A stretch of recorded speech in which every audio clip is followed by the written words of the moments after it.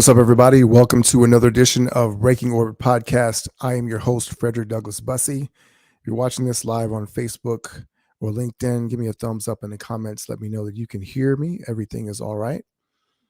Today's episode, we're going to be talking about the topic of effortless is the essence of excellence.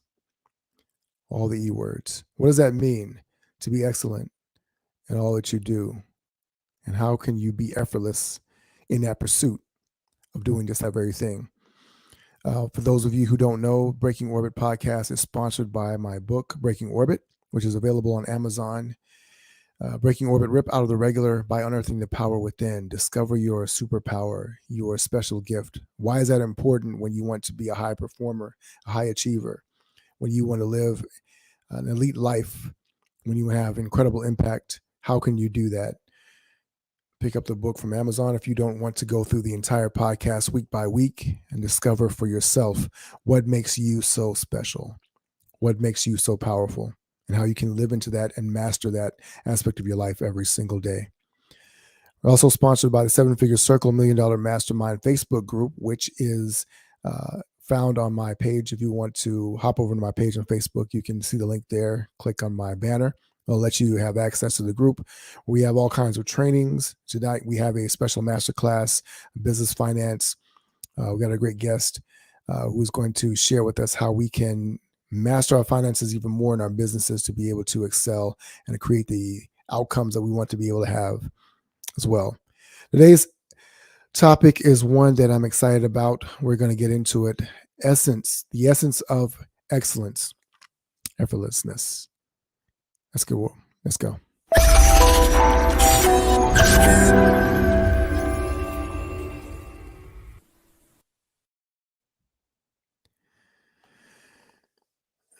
So in the book, I talk about the story of a small town, a city called Genoa, Italy, right?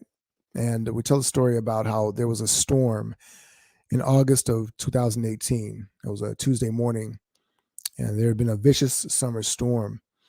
And late that morning, the rain was so heavy that it brought traffic in the city to a near standstill.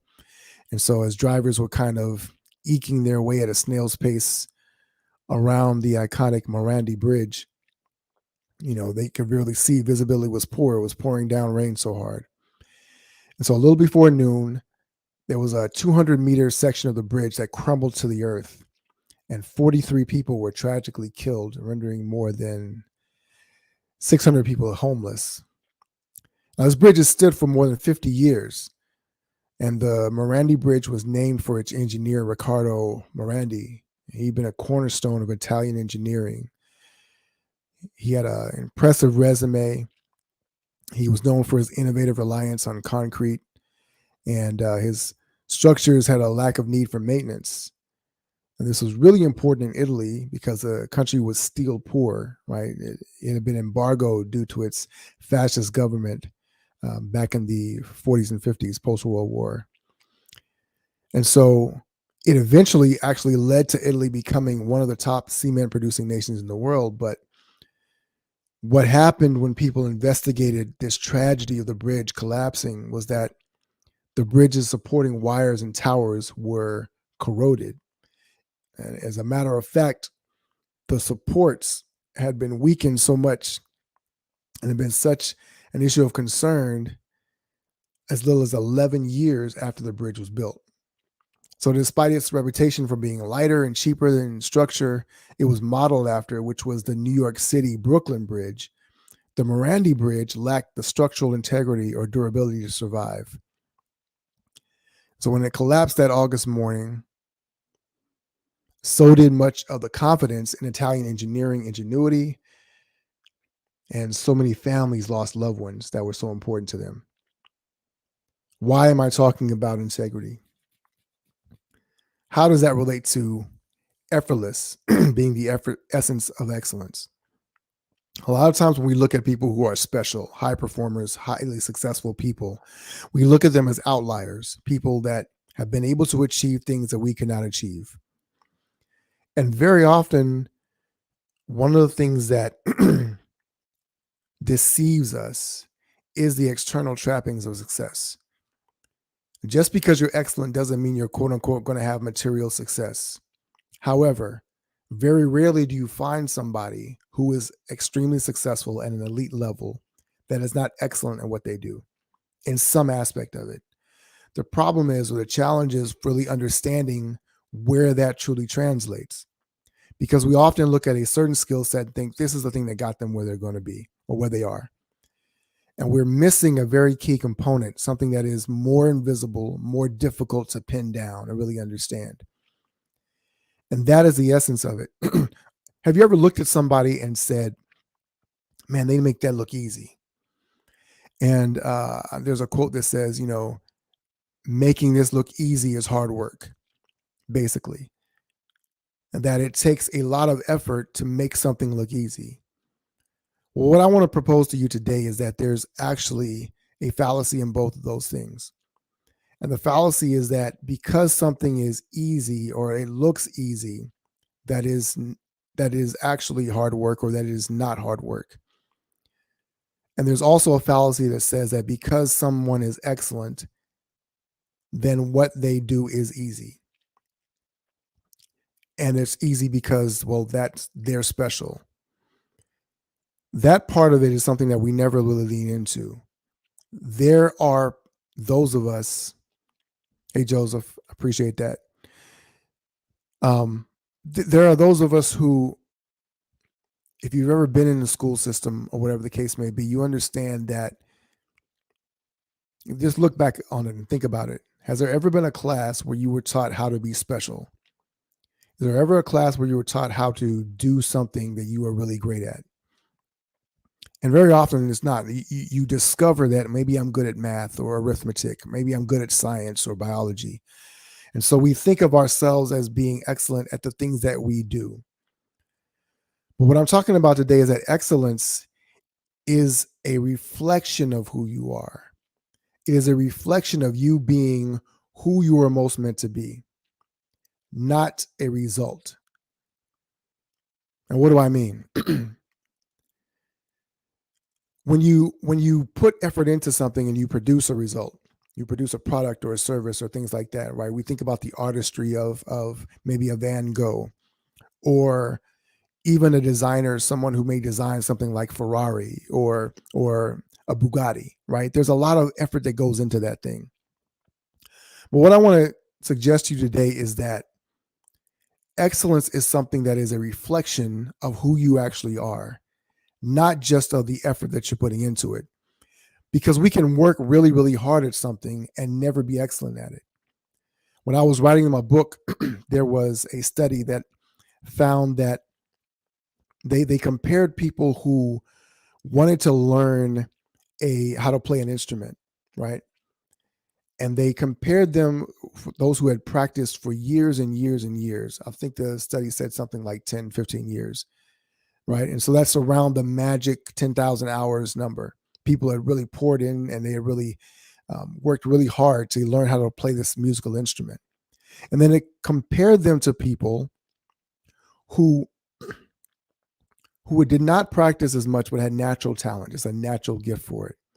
And what they found was that those who had the natural gift were still better than the people who practiced more consistently over time, but did not have that natural gift, did not have the natural talent, excuse me. And the reason why that's important is because we are often taught that, well, if I work really hard, I can have this thing. And the fact of the matter is that working hard does not ensure that you are going to be excellent. It does mean that you will learn a skill. It does mean you will get better. You will be better the more you practice. But when we do not learn to understand what the thing is that we are naturally gifted to do, the thing that we are naturally created for, then we are overlooking our true path to excellence. We are created as excellent individuals, and we have this belief, many of us, that we are broken in some significant way. And so what we tend to do is we tend to exert a lot of effort into achievement, into training, school, accolades, material possessions, whatever the case may be. And we use that as a way to cover up the gaps that we see, the brokenness that we see in ourselves. And what I want to suggest to you today is that our true identity, our true identity is found in the things that we do excellently. Is that even a word? Excellently, but with lack of effort, excellence, effortlessness. I put too many E's in this talk today. We often overlook what is effortless for us because it is invisible to us. We don't see the things that we do naturally well. And often because of that, we devalue it. Sometimes we are conditioned or taught that it is not of little value, right?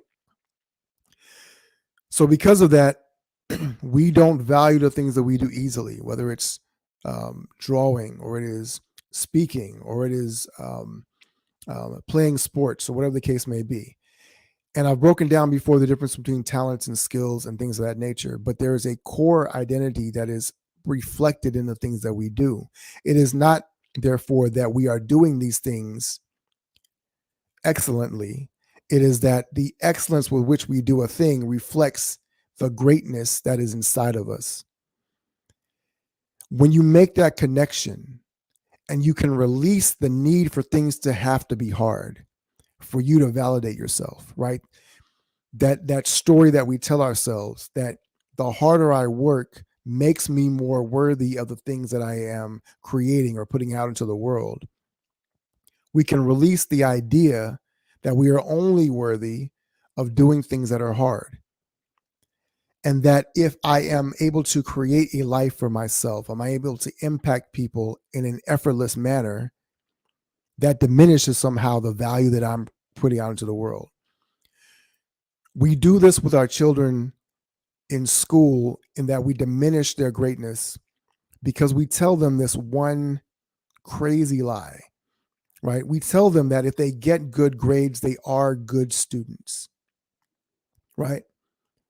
And so the translation becomes, if you get good grades, you're a good student, and good students are good people. So conversely, if you get bad grades, you're a bad student, which means that you're a bad person. And so the outcome is directly related to their identity. We do this in work. We do this in society.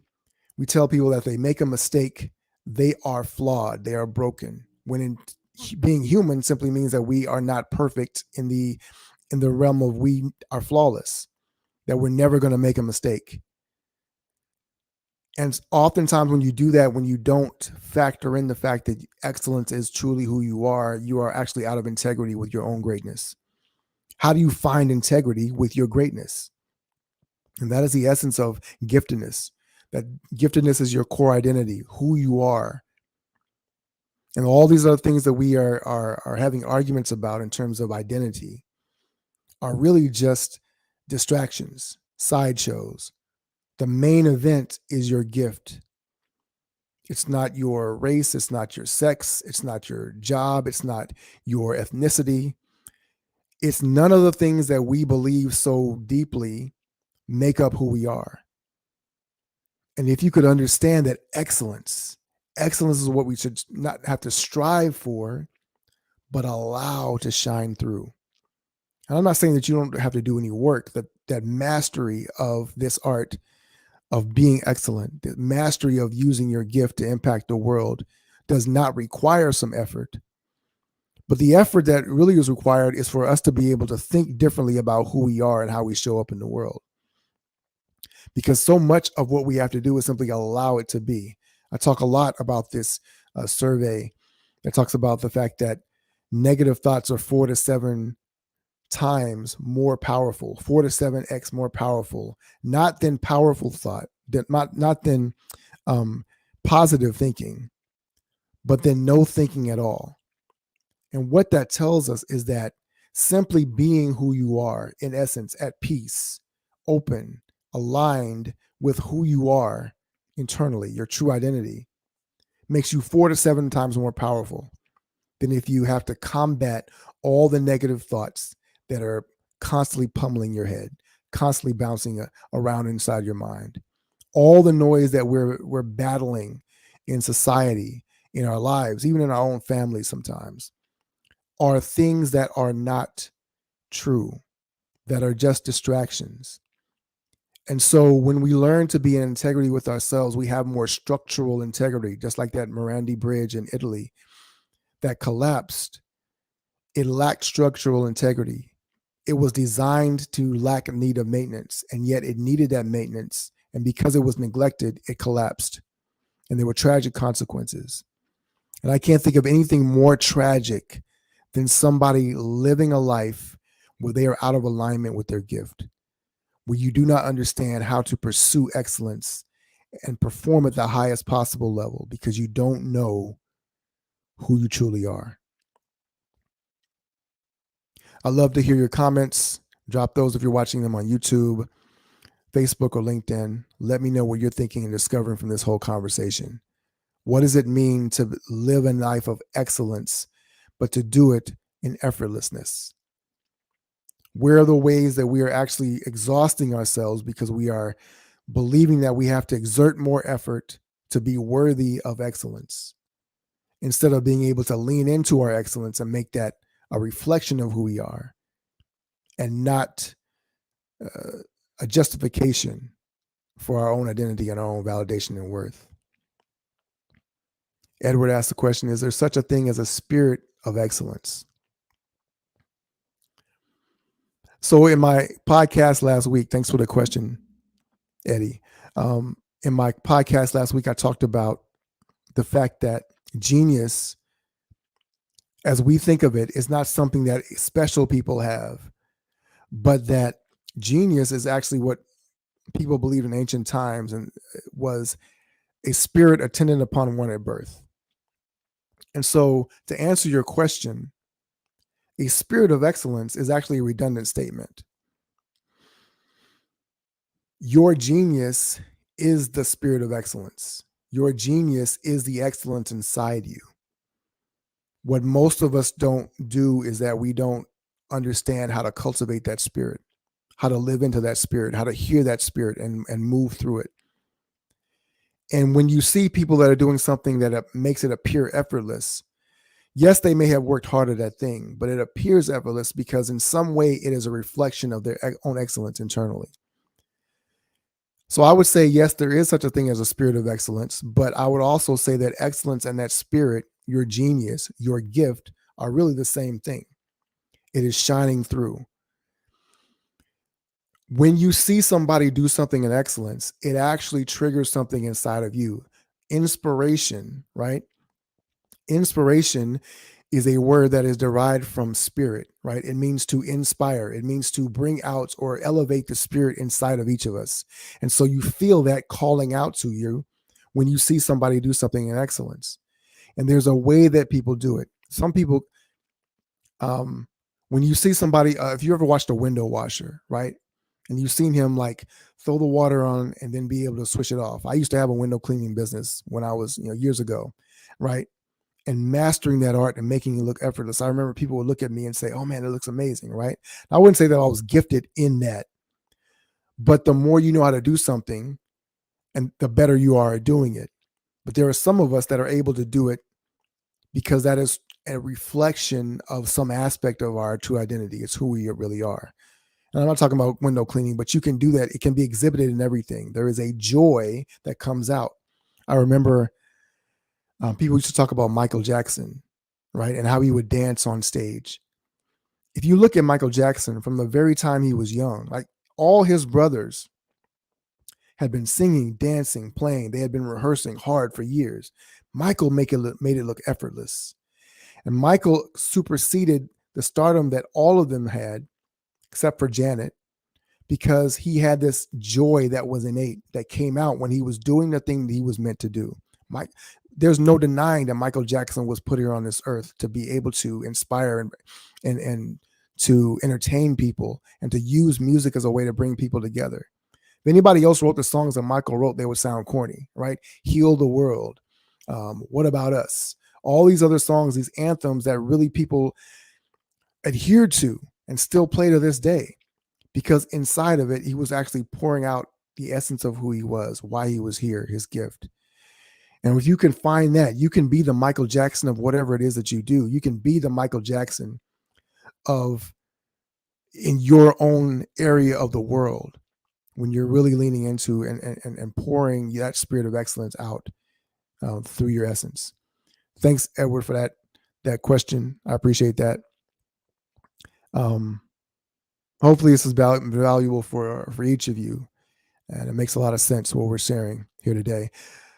For those of you who would like to connect with me more, you can follow me on Facebook, Instagram, LinkedIn.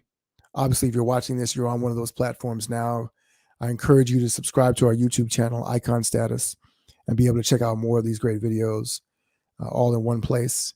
Share this conversation with someone that you know, you love, and you feel like it will be valuable for them as well.